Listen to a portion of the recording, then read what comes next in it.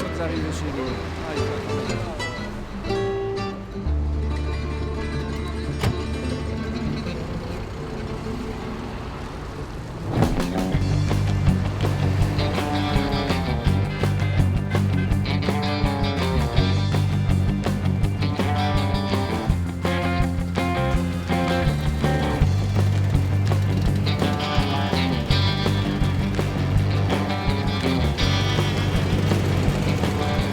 Mon pote Philippe Devant, c'est un fondu, mais un fondu total, des scooters et de tout ce qui a deux roues et qui roule à moteur.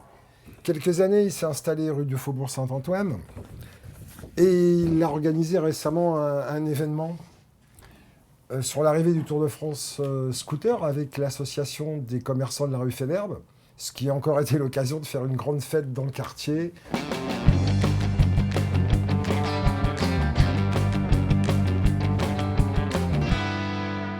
La petite journée du scooter que nous avons créée là était dans le but avec l'association Fédherbe, juste de faire voir aux gens que toute une époque et essayer d'amener la réminiscence d'un moment de vieux véhicules qui passent, des vieilles voitures, des vieux scooters, des gens habillés en habits d'époque et d'amener un petit peu ce caractère rétro 40, 50, 60 aux gens, aux passants, aux commerçants, à tout le monde pendant un petit instant pendant cette journée à Paris 11e. C'est évident que voir plein de scooters traverser Paris comme dans les années 50 ou 60, une grosse foule, on va dire plus d'une centaine de scooters qui traînent dans les rues comme à l'époque, je pense que pour les gens ça a un caractère un petit peu de réminiscence et c'est un plaisir je pense pour les yeux, pour tout le monde, oui.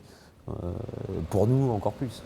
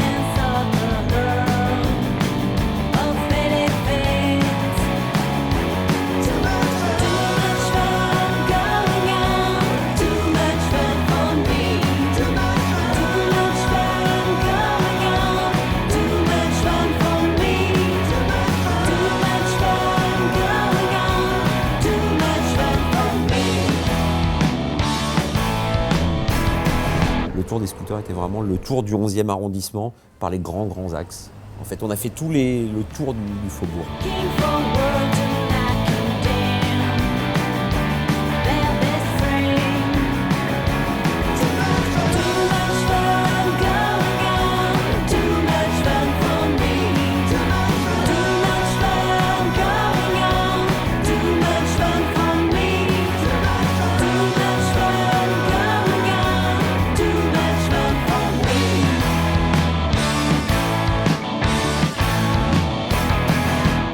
La rue Fédherbe est au centre un petit peu de tout un quartier ancré dans une culture rock'n'roll. Donc on a d'un côté les disquaires, au bout le silence de la rue, et d'un autre côté on a le bar La Liberté sur le faubourg, qui sont un petit peu des spots des gens du quartier et de la culture rock. Et d'un autre côté on a des gens comme Daniel Dark et Christian Olivier qui sont d'ici, donc qui génèrent aussi un petit peu le mouvement, qui font des concerts sauvages, des choses comme ça. Donc ça bouge tout le temps.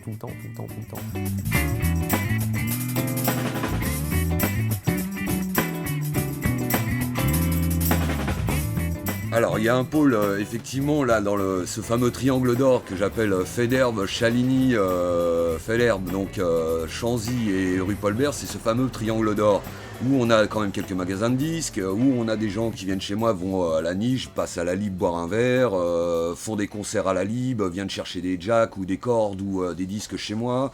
Quand moi j'ai pas le disque en question, j'envoie sur un autre disquaire qui est à côté. Les gens qui viennent d'arriver essayent de garder cette ambiance en fait.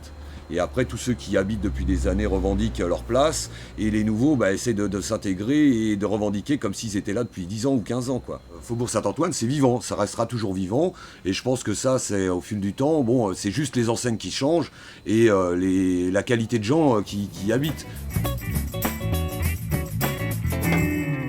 Là, j'ai préparé mon sac.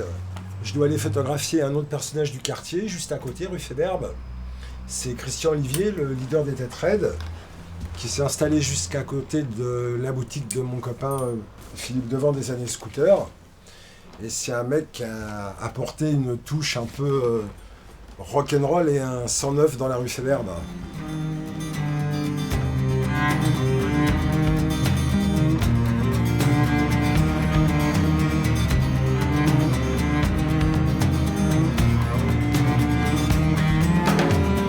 Les signaux de fumée viennent de m'arriver, en perteuse et fracas, c'est par-li ou par-là, la révolution c'est quand t'auras passé un an, c'est pas moi qui le dis, le ciel a tout rougi, de tes bras dans le dos, dis-moi ton dernier mot, même les yeux bandés, on va pas le brader.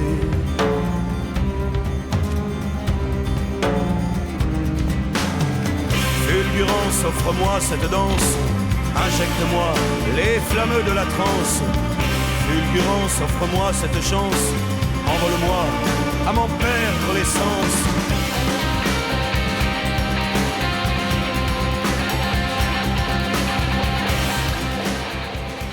La niche, c'est de par le lieu, et puis dans l'idée générale, la niche, pour moi, c'est un endroit où on trouve des choses qu'on ne trouve pas forcément ailleurs.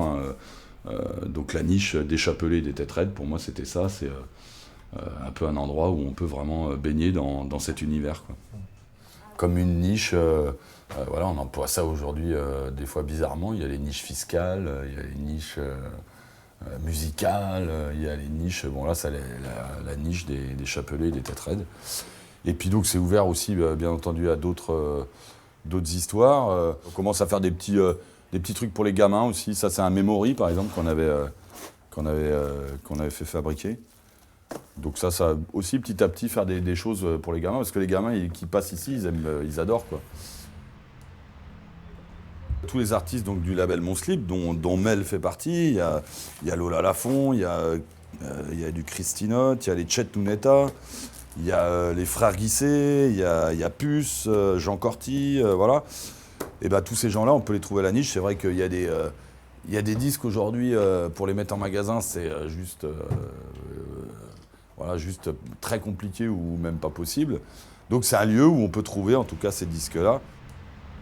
Christian, qui est mon voisin d'atelier à la base, qui est maintenant mon voisin de boutique aussi. Et pour moi, l'artiste vraiment au summum, on n'est pas dans un artiste bling-bling, on est dans l'homme vrai. C'est l'artiste comme il pouvait y en avoir dans les années 40, 50, 60, sans doute. Mais vraiment, c'est l'humain, vraiment pur et dur, avec toute la bonté, vraiment le bonheur qu'il peut dégager et les coups de gueule aussi. C'est vraiment c'est l'homme du faubourg, par excellence.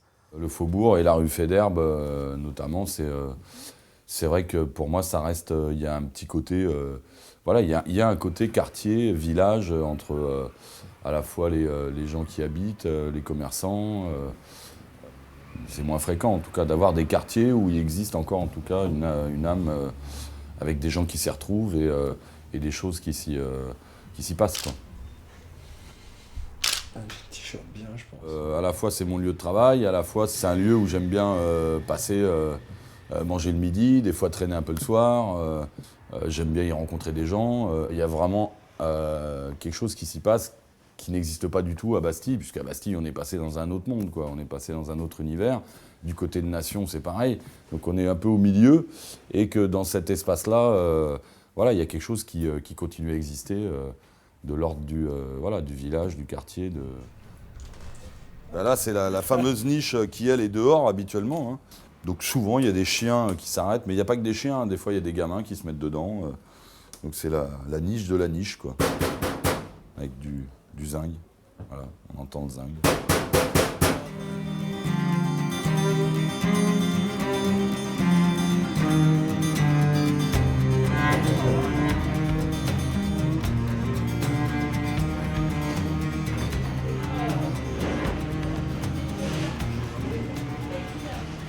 J'aime bien l'ambiance des bistrots. On y trouve même le journal du quartier, le Vantard du Faubourg, qui a été créé par un copain qui s'appelle JC, qui nous présente, outre tous les concerts, les expositions du quartier, des personnages. Je suis même dedans, avec JC. C'est lors de la parution de mon livre. Il m'a fait un petit article gentiment. Et l'anecdote, c'est que c'est la photo dans la photo. Donc JC, pour le trouver, c'est pas difficile. Faut le trouver dans un bistrot, c'est là qu'il dépose le Vantard. On le trouve dans les bistrots, chez certains commerçants. Ici, on est au Funambule, un café du Faubourg Saint-Antoine, où on distribue le Vantard depuis sa création, depuis 5 ans. C'est aussi un café qui a reçu un prix de la Chasse d'Or. Ils ont été décorés de la Chasse d'Argent pour la qualité de leur WC. Moi, j'ai fait un journal de quartier qui est essentiellement lu dans les bistrots, parce que les bistrots constituent un point central dans la vie d'un quartier. Voilà. Des groupes sont nés de deux musiciens qui sortaient de répète et qui se sont rencontrés dans un café. On a vu des réalisations, des choses démarrer dans le faubourg. Si bien, il y avait Ménilmontant, il y avait Belleville, et puis il y avait le Faubourg Saint-Antoine. Bon.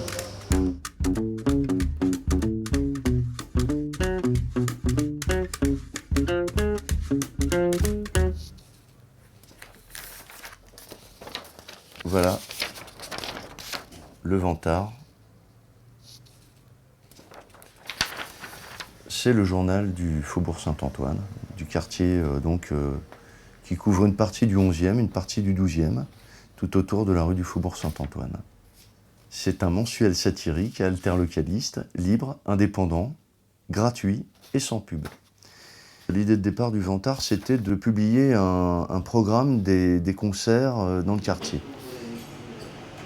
Même si j'ai eu des articles dans pas mal de journaux, c'est le seul dont j'ai fait la une.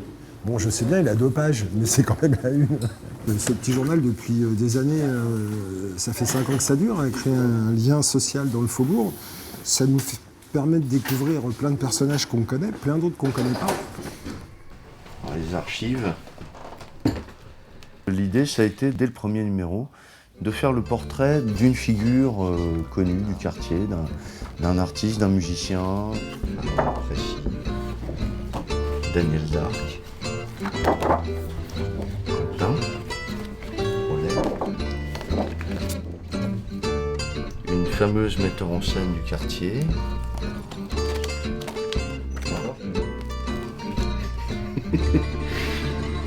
le logo n'a pas toujours été le même. Alors ça, c'est le numéro spécial mai 68. Il parle de l'ami Gaston Bergeret. Et dans celui-ci, on a le scoop du Vantard, puisqu'on a été les premiers à révéler l'identité de l'auteur de cette fameuse affiche, qui s'appelle Jean Hill. Ça n'avait jamais été écrit nulle part. C'est sûr qu'en 5 ans, on n'a pas chômé. Ça a été du boulot. Mais avec le recul, vraiment, je regrette absolument pas toute cette énergie.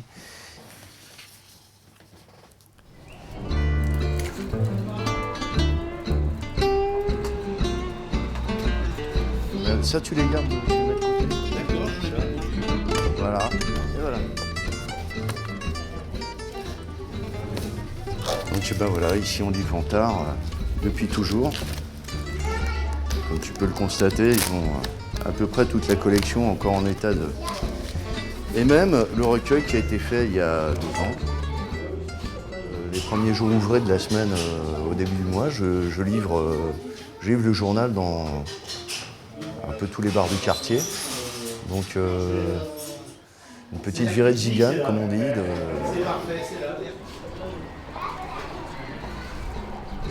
C'est un peu ma déclaration d'amour au quartier aussi.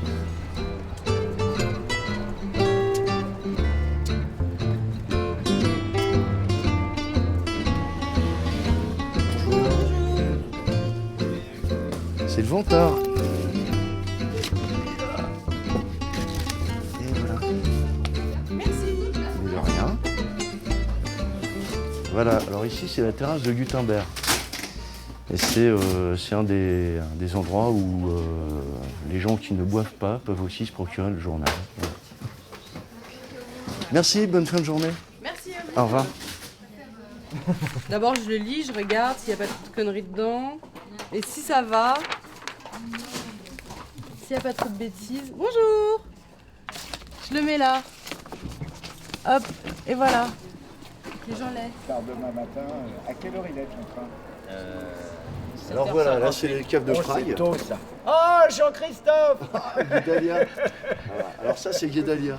Guédalia est un musicien prolixe au demeurant. Je crois qu'il a 13 albums à son actif. Ouais. Ouais, Voilà. à peu près. Et donc voilà, c'est une des figures typiques du quartier, voilà, comme on peut le voir. 40 ans de métier dans le faubourg. Voilà, toujours armé. On voit le geste auguste du mec qui sait tenir un micro. Exactement. Par le pied. Plus qu'un micro, moi, je dirais. On va distribuer.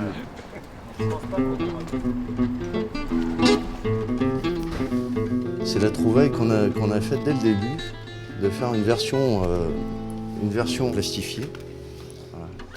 Il faut encourager les travailleurs, c'est bien Voilà. connu. C'est un peu, on fait revivre l'esprit du postier dans le temps. Exactement. Hein, à la prochaine. Salut Jean-Christophe. Bonne Suisse. Salut Romain pour moi si tu vas à la Pierre. Ça marche. Bye bye.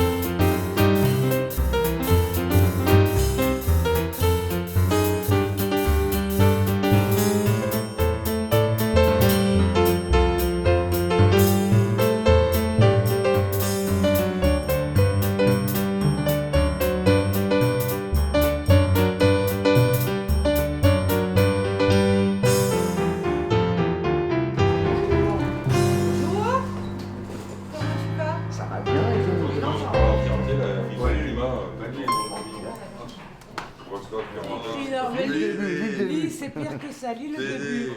Non, mais c'est pour dire que c'est pire que Désintéressé, il n'y a qu'un air, hein, je te signale.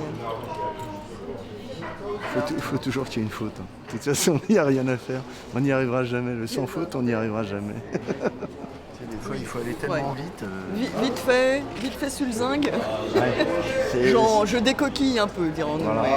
Bon, alors évidemment, les petites lignes comme ça qu'on rajoute, les petites lignes vite faites sous le zinc qu'on rajoute au dernier moment. Voilà, mais désintéressé.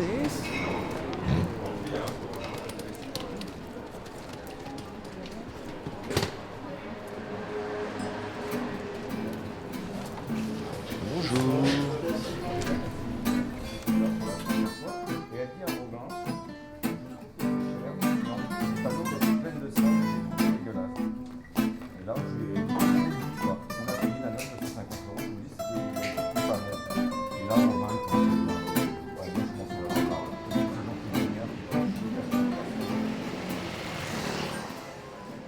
C'est la musique qui a réuni tous les gens qui ont eu l'initiative de ce projet-là. C'est aussi un peu en partie grâce à Jean-Christophe, aussi tous ces gens-là. Donc ça tournait bien sûr autour de la musique parce qu'on est tous mélomanes.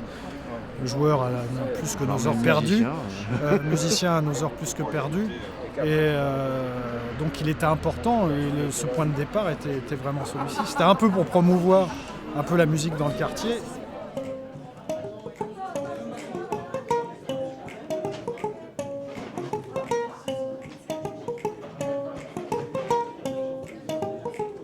La femme des uns, sous le corps des autres, a des soupirs de velouté. On s'en fout quand c'est pas la nôtre, mais celle des autres. D'abord on se dit vous, et puis on se dit tout. On s'en va vers, on s'en va en l'air, et tout là-haut, là-haut, tout là-haut, là-haut.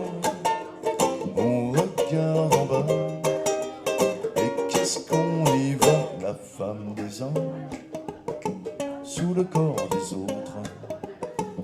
Et on commence à s'inquiéter. On se dit que si c'était la nôtre, là qui se vautre, on lui ferait passer, voudra commencer, et pour changer d'air, on l'enverrait faire un tour là-haut, là-haut, tout là-haut, là-haut.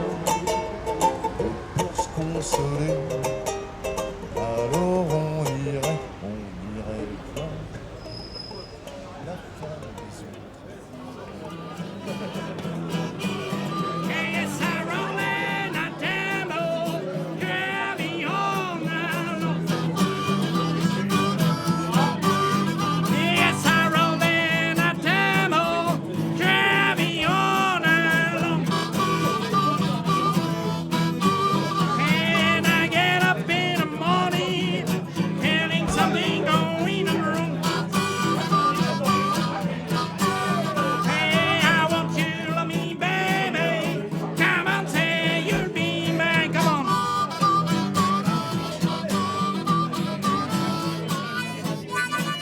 C'est un quartier génial, je l'ai vu évoluer, je l'ai vu grandir, devenir moins populaire sans doute, mais tellement plus vivant, quelque part, tellement plus vivant. Il y a pour tout, quoi. Il y a pour tout le monde. C'est ça qui est extraordinaire. J'adore ce quartier pour ça. En fait, on se mélange entre bobos, entre intellectuels et le populo, on va dire. Hein. Le populo, c'est pas réducteur.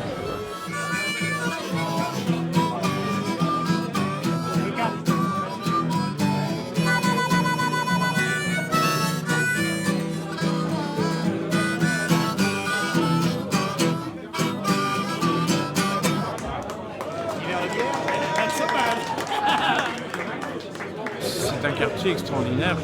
Vraiment, moi je suis tombé amoureux de ce quartier. Donc honnêtement, je n'en bougerai plus.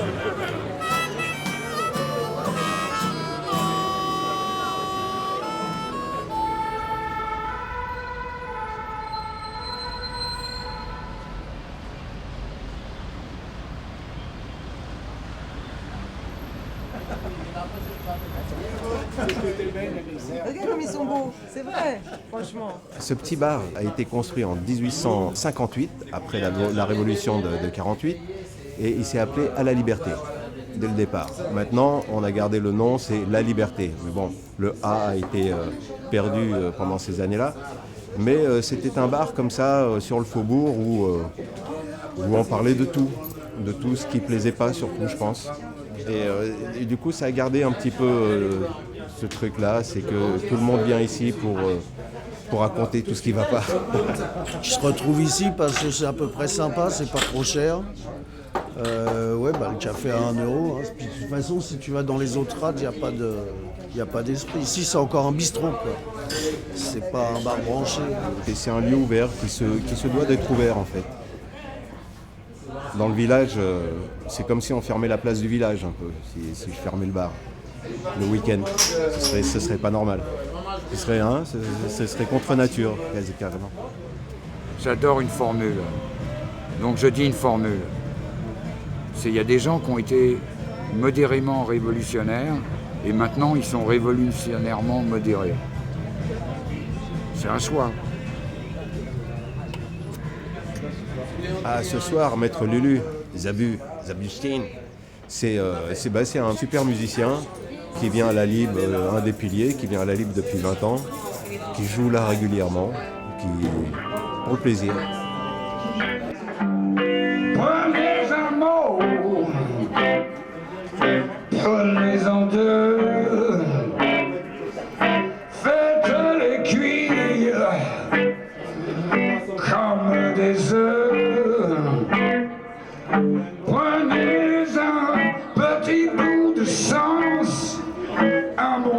morceau d'innocence fait de chauffer à petit feu, au petit feu de la technique. Verser la sauce énigmatique,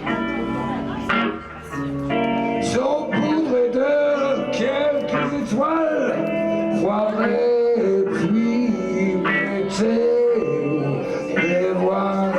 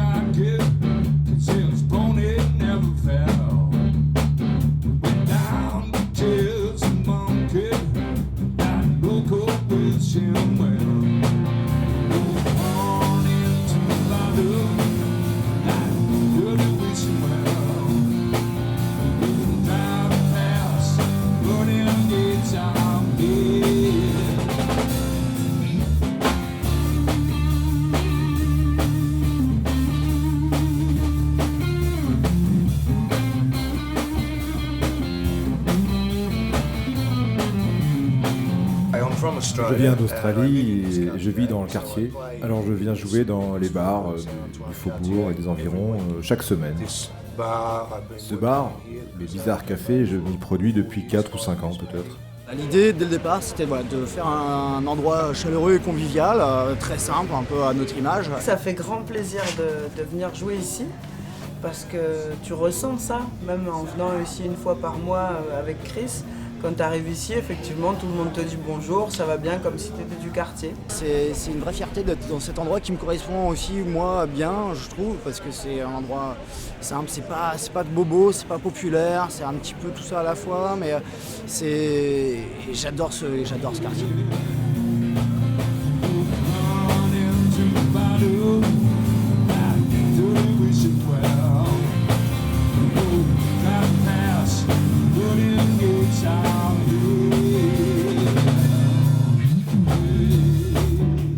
C'est une des choses que j'apprécie vraiment dans le coin, la manière dont les gens sont amicaux. Quand j'emmène mes enfants au café La Liberté, tout le monde les salue. On a vraiment l'impression de faire partie d'une grande famille. J'adore ça. Et ça rend les choses plus faciles pour moi ici parce qu'en Australie, justement, je viens d'une famille nombreuse.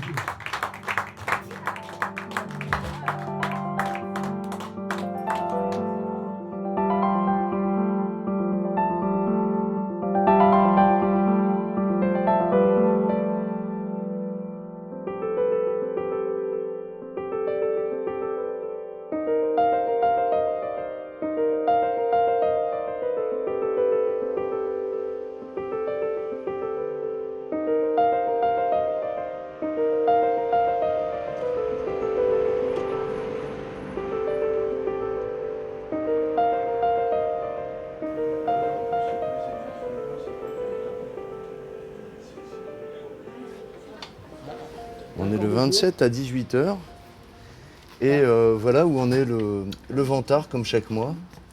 En gros, il est presque prêt. Il est presque fait, voilà, il est quasiment complet.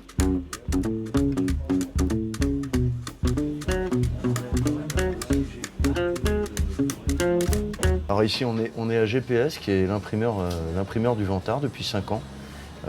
C'est grâce à eux que le journal tout simplement a pu exister, puisque si t'as pas un bon imprimeur, t'es un journaliste mort.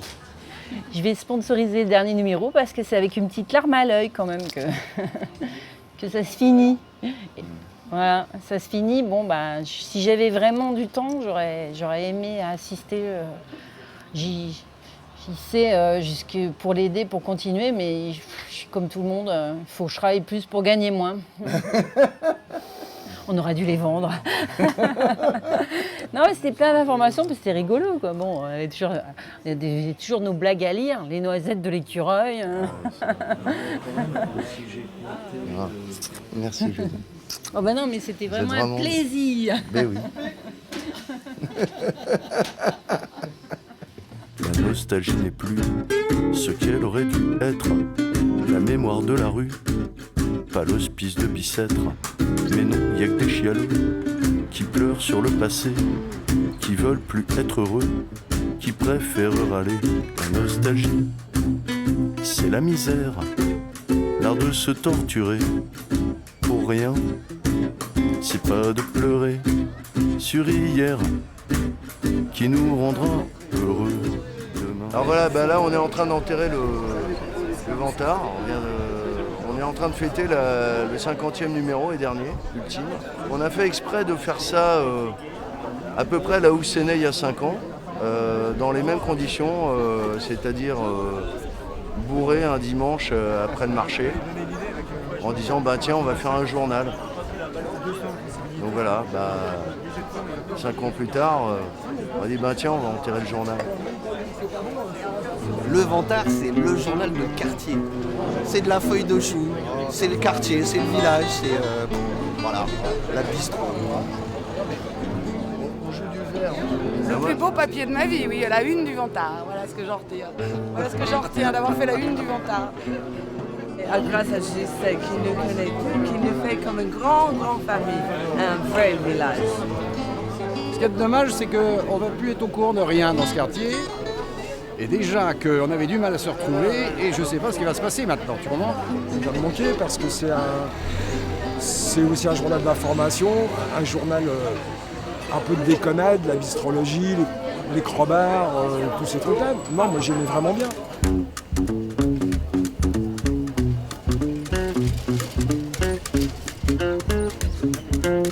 Mais vive le Vantard. Et comme disait Blondin, le zinc est le seul métal conducteur d'amitié. Voilà. Alors, rien n'est perdu, tout se poursuit, à notre contact, inoubliable. Ça, c'est joli. Voilà. 5 ans, c'est très très bien. Je pense que ce n'est qu'une partie remise. J'ai entendu dire que Madoff, il était sur le coup pour le reprendre. C'est le New Yorker du 11e arrondissement. Et ça, c'est quand même c'est une référence en matière de presse.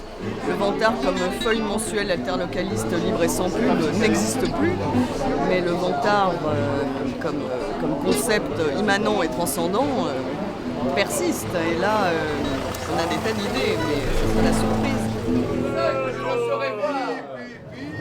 Triple tagada d'honneur pour le Vantard.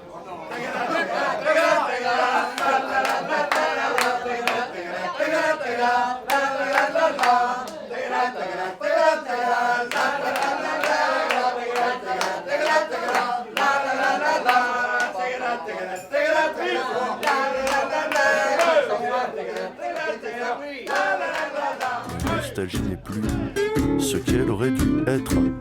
La mémoire de la rue, pas l'hospice de Bicêtre. Mais non, y a que des chialeux qui pleurent sur le passé, qui veulent plus être heureux, qui préfèrent râler. La nostalgie, c'est la misère, l'art de se torturer pour rien. C'est pas de pleurer sur hier qui nous rendra heureux demain. Adieu le pays, on est ébloui, et bientôt conquis, on trouve les heures brèves. À Paname un soir, on vient sans savoir, et vite on se dit que l'on a trouvé le paradis.